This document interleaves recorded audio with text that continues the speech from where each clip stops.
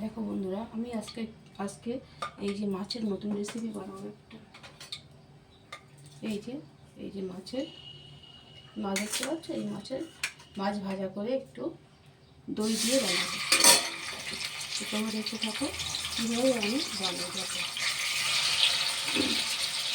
এই যে দেখলাম সকালবেলা সব কাজ করে দেখে রান্না করছি।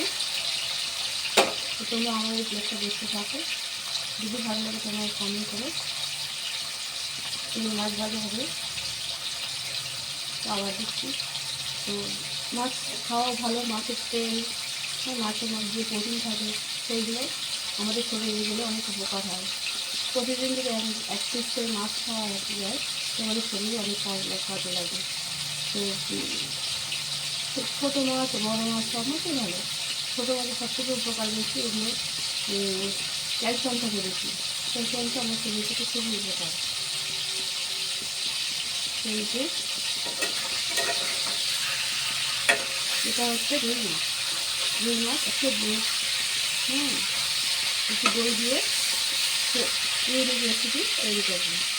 তোমরা সবাই দেখতে থাকো দেখো কীভাবে বানাই। এই গ্যাসগুলো মাছের হাতে করবো না, কিছুটা রেখে যাবে।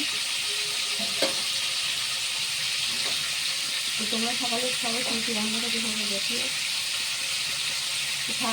আজকে সারাদিনটা একটু ব্লগ করবো, তোমরা দেখে সবাই। এই যে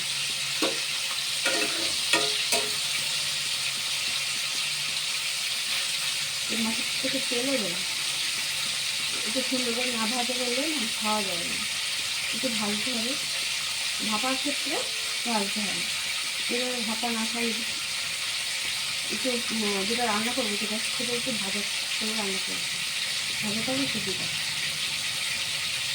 খেতেও ভালো লাগে, কাঁচতে গন্ধ বেরোয় না। এইসব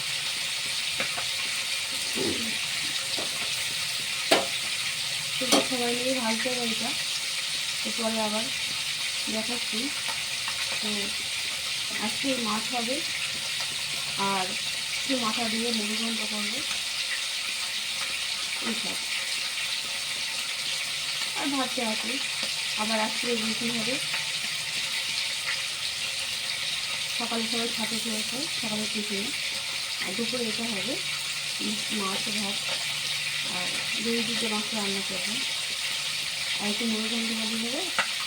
আবার রাত্রে আবার রুটি তরকারি, তো এটা থেকে যায়, একটু দুধ থাকে সেটা হয়ে যায় আমাদের। তো তোমরা সবাই দেখতে থাকো জিনিসটা, পরে আবার দেখাচ্ছে।